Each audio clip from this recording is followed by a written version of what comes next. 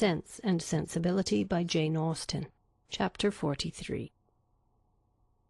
Marianne got up the next morning at her usual time, to every inquiry replied that she was better, and tried to prove herself so by engaging in her accustomary employments. But a day spent in sitting shivering over the fire with a book in her hand, which she was unable to read, or in lying, weary and languid, on a sofa, did not speak much in favour of her amendment.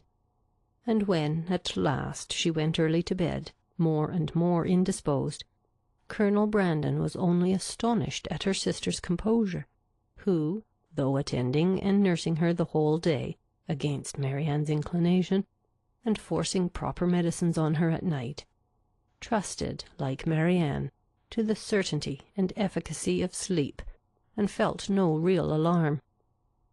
A very restless and feverish night, however, disappointed the expectation of both, and when Marianne, after persisting in rising, confessed herself unable to sit up, and returned voluntarily to her bed, Elinor was very ready to adopt Mrs. Jennings's advice of sending for the Palmers' apothecary. He came, examined his patient, and though encouraging Miss Dashwood to expect that a very few days would restore her sister to health, yet, by pronouncing her disorder to have a putrid tendency, and allowing the word infection to pass his lips, gave instant alarm to Mrs. Palmer on her baby's account. Mrs. Jennings, who had been inclined from the first to think Marianne's complaint more serious than Elinor, now looked very grave on Mr. Harris's report, and confirming Charlotte's fears and caution, urged the necessity of her immediate removal with her infant, and Mr. Palmer, though treating their apprehensions as idle, found the anxiety and importunity of his wife too great to be withstood. Her departure therefore was fixed on, and within an hour after Mr. Harris's arrival she set off, with her little boy and his nurse, for the house of a near relation of Mr. Palmer's, who lived a few miles on the other side of Bath, whither her husband promised, at her earnest entreaty, to join her in a day or two, and whither she was almost equally urgent with her mother to accompany her.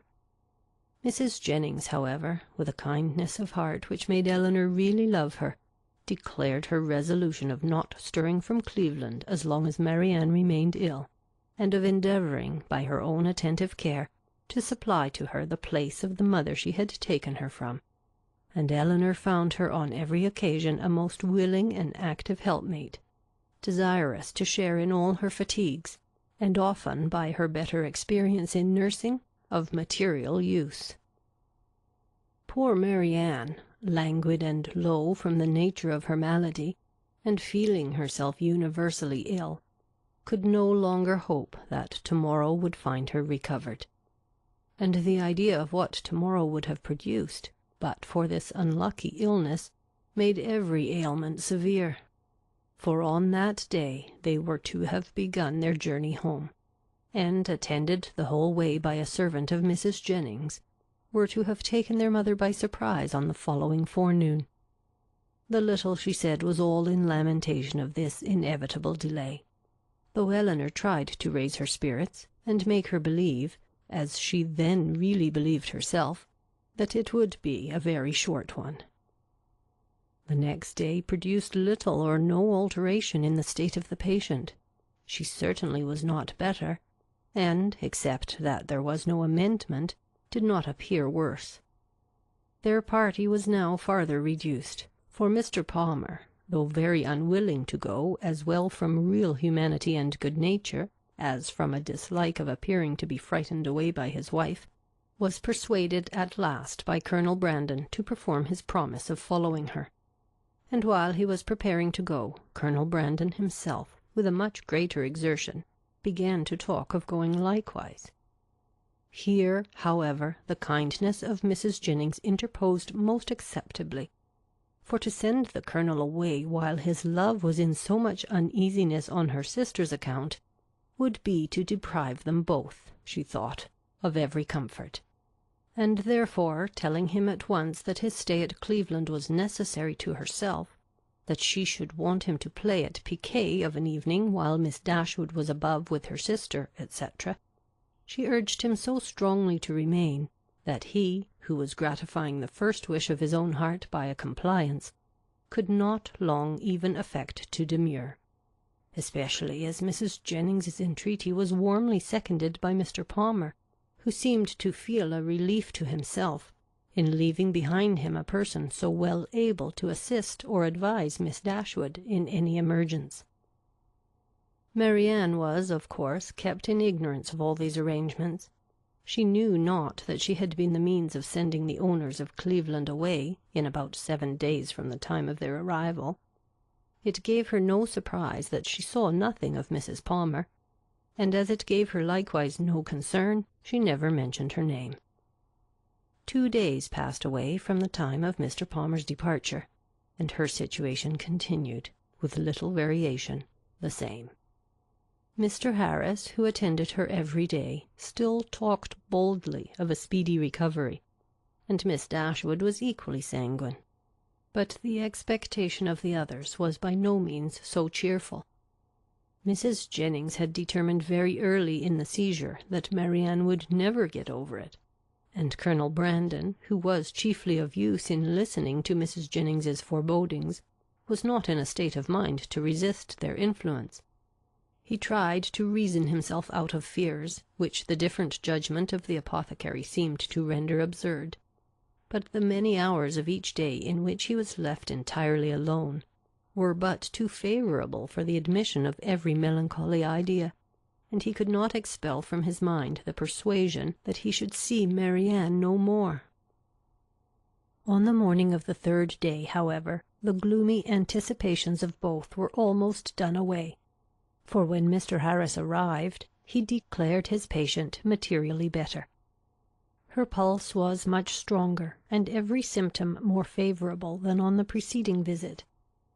Elinor, confirmed in every pleasant hope, was all cheerfulness, rejoicing that in her letters to her mother she had pursued her own judgment rather than her friend's, in making very light of the indisposition which delayed them at Cleveland, and almost fixing on the time when Marianne would be able to travel.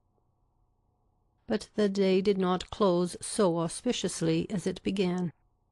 Towards the evening Marianne became ill again, growing more heavy, restless, and uncomfortable than before. Her sister, however, still sanguine, was willing to attribute the change to nothing more than the fatigue of having sat up to have her bed made, and carefully administering the cordials prescribed, saw her, with satisfaction, sink at last into a slumber, from which she expected the most beneficial effects. Her sleep, though not so quiet as Elinor wished to see it, lasted a considerable time, and anxious to observe the result of it herself, she resolved to sit with her during the whole of it. Mrs. Jennings, knowing nothing of any change in the patient, went unusually early to bed. Her maid, who was one of the principal nurses, was recreating herself in the housekeeper's room, and Elinor remained alone with Marianne. The repose of the latter became more and more disturbed, and her sister, who watched with unremitting attention her continual change of posture, and heard the frequent but inarticulate sounds of complaint which passed her lips, was almost wishing to rouse her from so painful a slumber, when Marianne, suddenly awakened by some accidental noise in the house, started hastily up, and with feverish wildness cried out, "Is Mamma coming?" "Not yet," cried the other, concealing her terror, and assisting Marianne to lie down again. "but she will be here, I hope, before it is long. It is a great way, you know, from hence to Barton." "But she must not go round by London," cried Marianne in the same hurried manner. "I shall never see her if she goes by London." Elinor perceived with alarm that she was not quite herself, and while attempting to soothe her, eagerly felt her pulse. It was lower and quicker than ever, and Marianne, still talking wildly of Mamma, her alarm increased so rapidly as to determine her on sending instantly for Mr. Harris, and dispatching a messenger to Barton for her mother.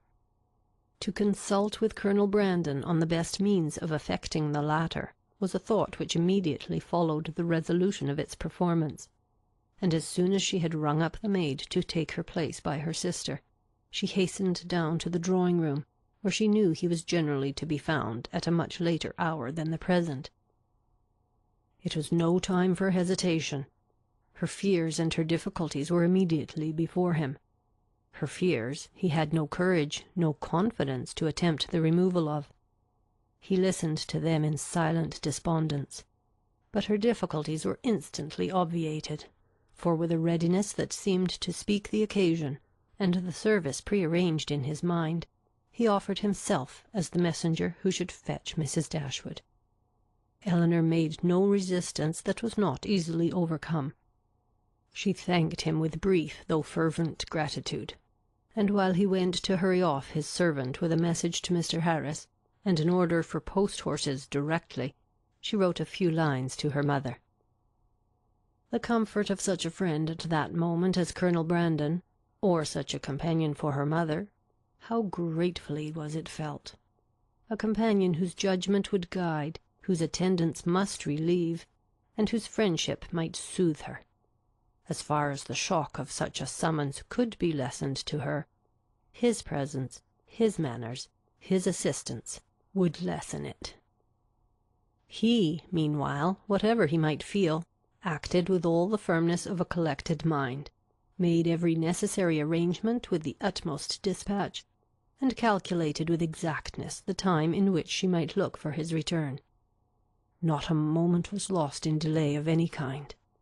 The horses arrived even before they were expected, and Colonel Brandon, only pressing her hand with a look of solemnity, and a few words spoken too low to reach her ear, hurried into the carriage. It was then about 12 o'clock, and she returned to her sister's apartment to wait for the arrival of the apothecary, and to watch by her the rest of the night. It was a night of almost equal suffering to both. Hour after hour passed away in sleepless pain and delirium on Marianne's side, and in the most cruel anxiety on Elinor's, before Mr. Harris appeared. Her apprehensions once raised, paid by their excess for all her former security, and the servant who sat up with her, for she would not allow Mrs. Jennings to be called, only tortured her more by hints of what her mistress had always thought. Marianne's ideas were still, at intervals, fixed incoherently on her mother, and whenever she mentioned her name, it gave a pang to the heart of poor Elinor, who, reproaching herself for having trifled with so many days of illness, and wretched for some immediate relief, fancied that all relief might soon be in vain, that everything had been delayed too long, and pictured to herself her suffering mother arriving too late to see this darling child, or to see her rational. She was on the point of sending again for Mr. Harris, or if he could not come, for some other advice, when the former, but not till after 5 o'clock, arrived. His opinion, however, made some little amends for his delay, for though acknowledging a very unexpected and unpleasant alteration in his patient, he would not allow the danger to be material, and talked of the relief which a fresh mode of treatment must procure, with a confidence which, in a lesser degree, was communicated to Elinor. He promised to call again in the course of 3 or 4 hours, and left both the patient and her anxious attendant more composed than he had found them. With strong concern and many reproaches for not being called to their aid, did Mrs. Jennings hear in the morning of what had passed. Her former apprehensions, now with greater reason restored, left her no doubt of the event, and though trying to speak comfort to Elinor, her conviction of her sister's danger would not allow her to offer the comfort of hope. Her heart was really grieved. The rapid decay, the early death of a girl so young, so lovely as Marianne, must have struck a less interested person with concern. On Mrs. Jennings's compassion she had other claims. She had been for 3 months her companion, was still under her care, and she was known to have been greatly injured and long unhappy. The distress of her sister, too, particularly a favourite, was before her. And as for their mother, when Mrs. Jennings considered that Marianne might probably be to her what Charlotte was to herself, her sympathy in her suffering was very sincere. Mr. Harris was punctual in his second visit, but he came to be disappointed in his hopes of what the last would produce. His medicines had failed. The fever was unabated, and Marianne, only more quiet, not more herself, remained in a heavy stupor. Elinor, catching all, and more than all, his fears in a moment, proposed to call in further advice. But he judged it unnecessary. He had still something more to try, some more fresh application, of whose success he was as confident as the last, and his visit concluded with encouraging assurances which reached the ear, but could not enter the heart of Miss Dashwood. She was calm, except when she thought of her mother, but she was almost hopeless, and in this state she continued till noon, scarcely stirring from her sister's bed, her thoughts wandering from one image of grief, one suffering friend to another, and her spirits oppressed to the utmost by the conversation of Mrs. Jennings, who scrupled not to attribute the severity and danger of this attack to the many weeks of previous indisposition which Marianne's disappointment had brought on. Elinor felt all the reasonableness of the idea, and it gave fresh misery to her reflections.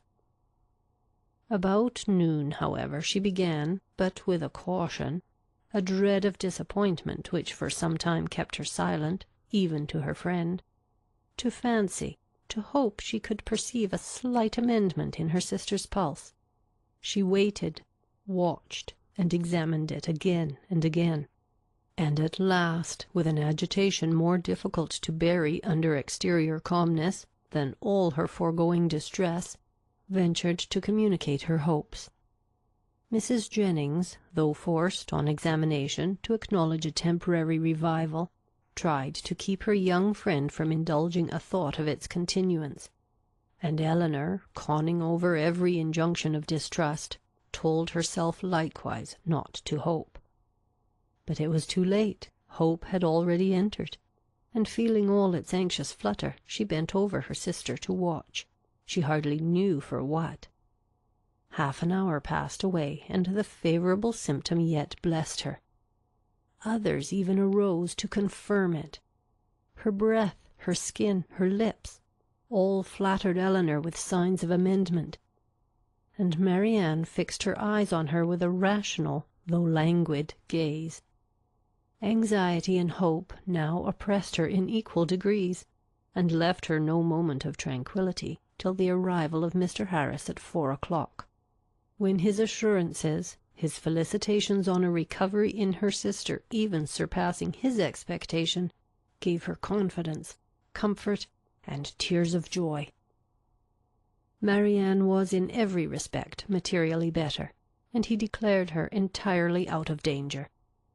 Mrs. Jennings, perhaps satisfied with the partial justification of her forebodings which had been found in their late alarm, allowed herself to trust in his judgment, and admitted, with unfeigned joy, and soon with unequivocal cheerfulness, the probability of an entire recovery. Elinor could not be cheerful. Her joy was of a different kind, and led to anything rather than to gaiety. Marianne restored to life, health, friends, and to her doting mother, was an idea to fill her heart with sensations of exquisite comfort, and expand it in fervent gratitude. But it led to no outward demonstrations of joy, no words, no smiles. All within Elinor's breast was satisfaction, silent and strong. She continued by the side of her sister, with little intermission the whole afternoon, calming every fear, satisfying every inquiry of her enfeebled spirits, supplying every succour, and watching almost every look and every breath. The possibility of a relapse would, of course, in some moments, occur to remind her of what anxiety was, but when she saw, on her frequent and minute examination, that every symptom of recovery continued, and saw Marianne at 6 o'clock sink into a quiet, steady, and to all appearance comfortable sleep, she silenced every doubt. The time was now drawing on when Colonel Brandon might be expected back. At 10 o'clock she trusted, or at least not much later, her mother would be relieved from the dreadful suspense in which she must now be travelling towards them. The Colonel, too, perhaps scarcely less an object of pity. Oh, how slow was the progress of time which yet kept them in ignorance! At 7 o'clock, leaving Marianne still sweetly asleep, she joined Mrs. Jennings in the drawing-room to tea. Of breakfast she had been kept by her fears, and of dinner by their sudden reverse, from eating much, and the present refreshment, therefore, with such feelings of content as she brought to it, was particularly welcome. Mrs. Jennings would have persuaded her, at its conclusion, to take some rest before her mother's arrival, and allow her to take her place by Marianne. But Elinor had no sense of fatigue, no capability of sleep at that moment about her, and she was not to be kept away from her sister an unnecessary instant. Mrs. Jennings therefore attending her upstairs into the sick chamber, to satisfy herself that all continued right, left her there again to her charge and her thoughts, and retired to her own room to write letters and sleep. The night was cold and stormy, the wind roared round the house, and the rain beat against the windows, but Elinor, all happiness within, regarded it not. Marianne slept through every blast, and the travellers, they had a rich reward in store for every present inconvenience. The clock struck 8. Had it been 10, Elinor would have been convinced that at that moment she heard a carriage driving up to the house, and so strong was the persuasion that she did, in spite of the almost impossibility of their being already come, that she moved into the adjoining dressing-closet and opened a window-shutter, to be satisfied of the truth. She instantly saw that her ears had not deceived her. The flaring lamps of a carriage were immediately in view. By their uncertain light she thought she could discern it to be drawn by 4 horses, and this, while it told the excess of her poor mother's alarm, gave some explanation to such unexpected rapidity. Never in her life had Elinor found it so difficult to be calm as at that moment. The knowledge of what her mother must be feeling as the carriage stopped at the door, of her doubt, her dread, perhaps her despair, and of what she had to tell. With such knowledge it was impossible to be calm. All that remained to be done was to be speedy, and therefore, staying only till she could leave Mrs. Jennings's maid with her sister, she hurried downstairs. The bustle in the vestibule as she passed along an inner lobby assured her that they were already in the house. She rushed to the drawing-room, she entered it, and saw only Willoughby. End of chapter 43.